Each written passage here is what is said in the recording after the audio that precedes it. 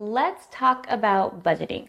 We have been working in Monarch Money to get all of our information organized in there and to be able to see how much money is coming in, where exactly that money is going. But I want to pause for a moment for us to talk about a management system to make it easy for you to see what's happening with your money on a month-to-month basis.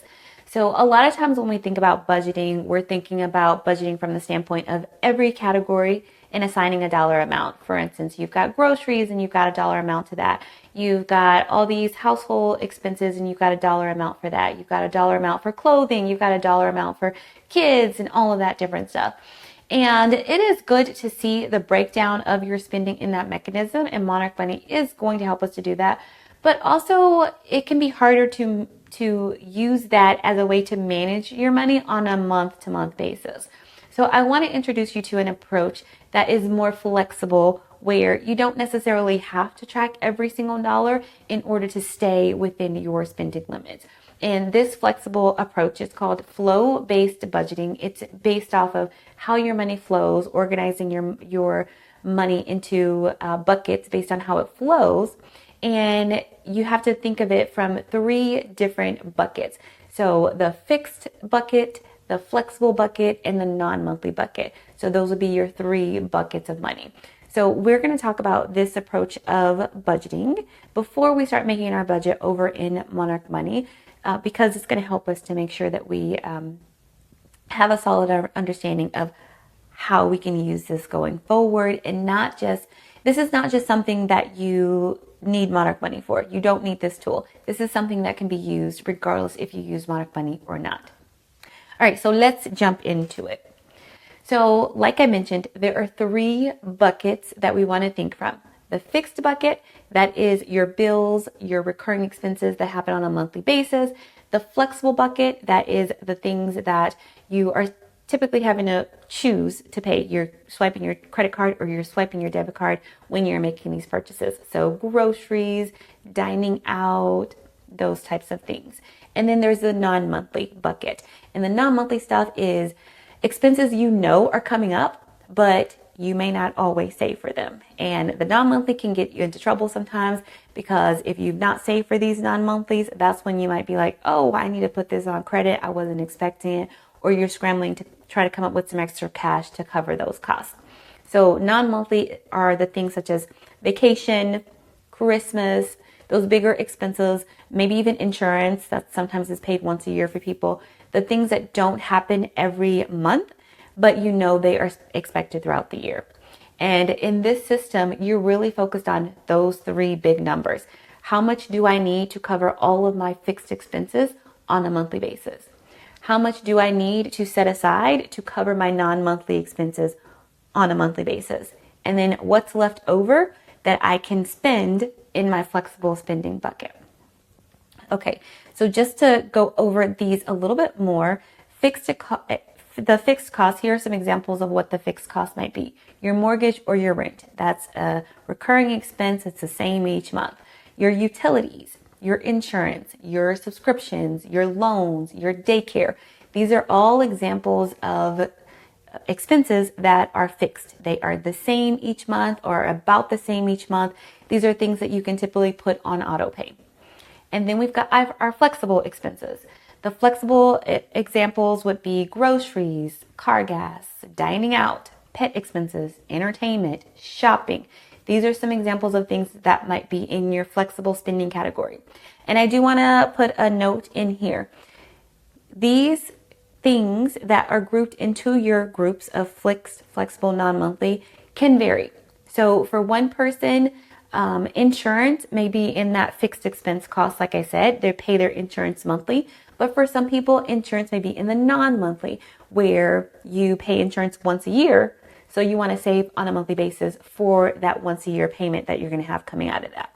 So there is some flexibility with where these can go. But in general, these are some examples of what goes into each one of the categories or each one of the buckets. And then we've got our non-monthly. Some examples of non-monthly expenses are vacations, taxes. If you've got property taxes you pay once a year, maybe car maintenance, home maintenance, Christmas. These are all examples of things that might be in the non-monthly bucket. And then, so how this works is for the things that go into that non-monthly bucket, whenever it's time to pay for that thing, you would just transfer the money from your savings back into your checking and you just pay for it. No stress, no worries about if you have enough because you've already been thinking about it. You've been planning for it. It's not a surprise to you. You knew that vacation was coming up. You knew Christmas was coming up. You knew taxes were due and you set up a plan and a system to save for it.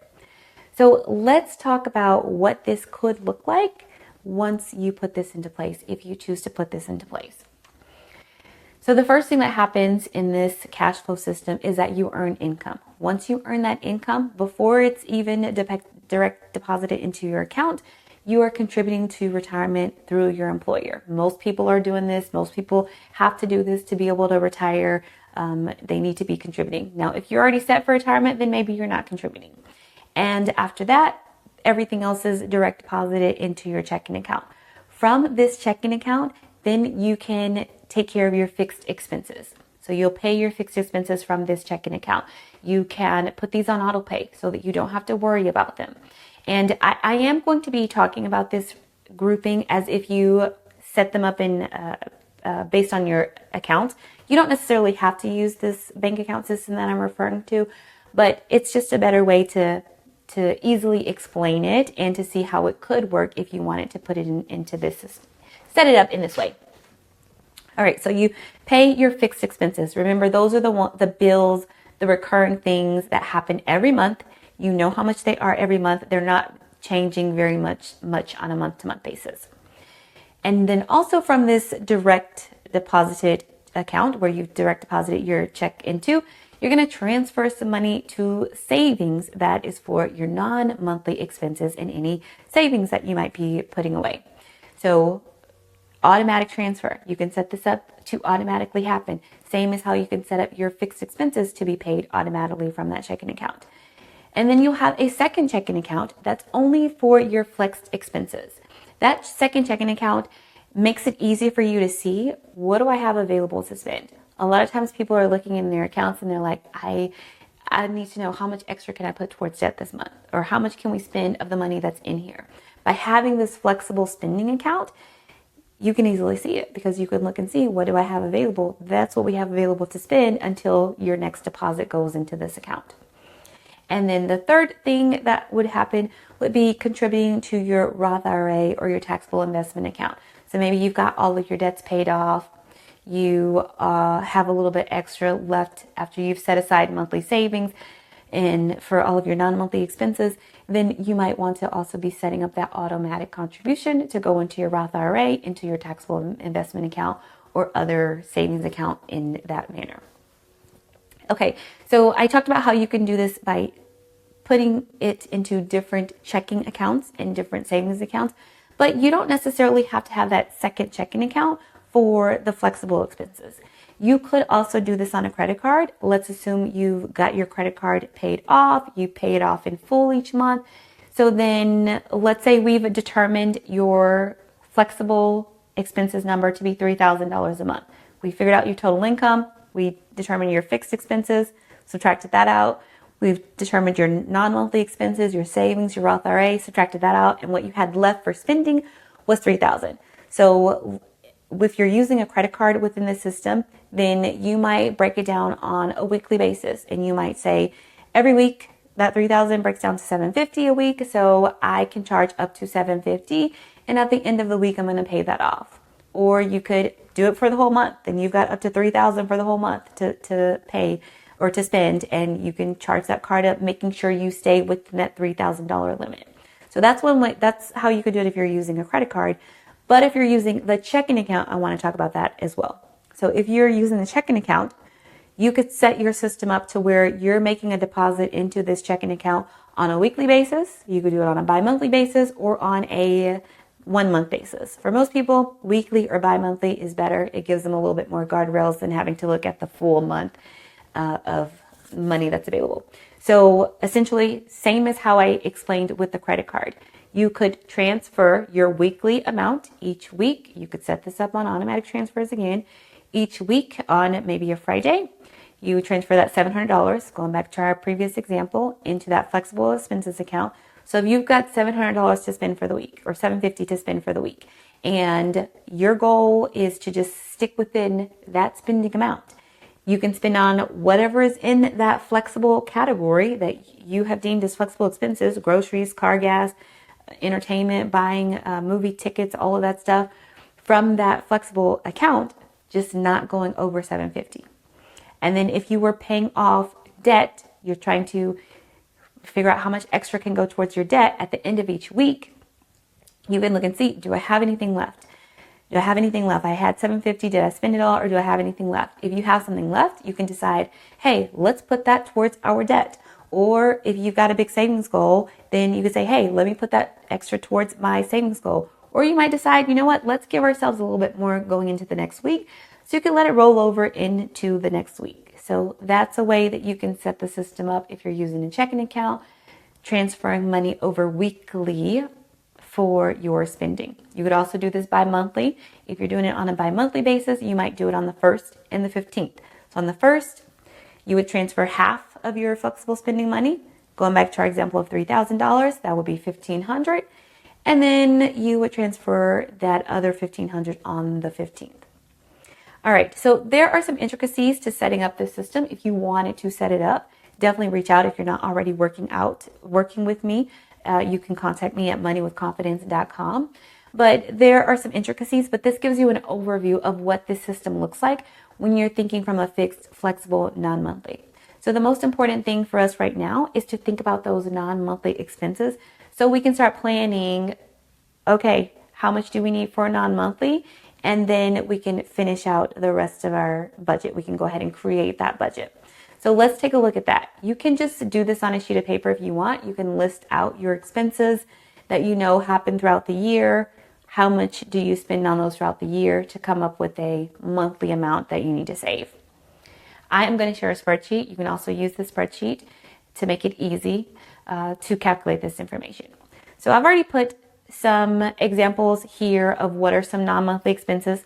All of these are not going to pertain to you. You can also group these into bigger groupings. I just listed them out so that you can think through some ideas of what may be some non-monthly expenses you want to plan for. And essentially what you're going to do is just put how much that expense is and the month that it is expected to happen in. And then from there, we'll be able to see how much do you need to save on a monthly basis for that one expense and for all of these expenses. So in this example, I've got car maintenance and registration set in July at $200. So for that particular expense, I need to save $17 a month to make sure I have $200 once July rolls around. And then for me personally, I pay my property taxes once a year. And these are not my exact numbers. These are just some sample information here. So the property taxes are due in January. We're assuming the cost is $7,000. No other property tax payments need to happen throughout the year. So on a monthly basis, I would need to save $584 per month. And then we've got insurance. So in my case, I've got car insurance that's coming out twice a year, January and July. It's $550 for that. I've got home insurance coming out in February. That is $2,000. And the total amount is $3,100. So on a monthly basis, I need to save $259. And then I've put in a couple of vacations, 3 of them at $2,000, showing me I need to save $500 per month for that. So a grand total, I can see my grand total at the bottom down here. How much do I need to save per month? Or we can see it large over here to the left side. How much do you need to save per month for these non-monthly expenses? In my case, with these examples I put on here, it's $1,360. So what often might happen is that you actually are keeping this money in your checking account. And if it sits in your checking account, it just gets spent. Typically, it just goes out. So by setting up a system where you're automatically setting these savings aside, you are going to be set to be able to pay for this stuff without any stress. So it's important for us to figure out what are your non-monthly expenses. And that would be the next task for you to do, is to get this spreadsheet, or another mechanism if you don't want to use the spreadsheet. List out your particular non-monthly expenses so that we can figure out what's the monthly amount we need to save. So when we create your budget, we're not forgetting about these things that can be whammies inside of your budget. All right, so that's the next task. Hopefully this has been helpful for you to see an approach that you can use when it comes to thinking about a system for managing your money. And if you are interested in learning more about a system for your money and you're not already working with me, again, reach out, Natasha at moneywithconfidence.com, and thanks for watching.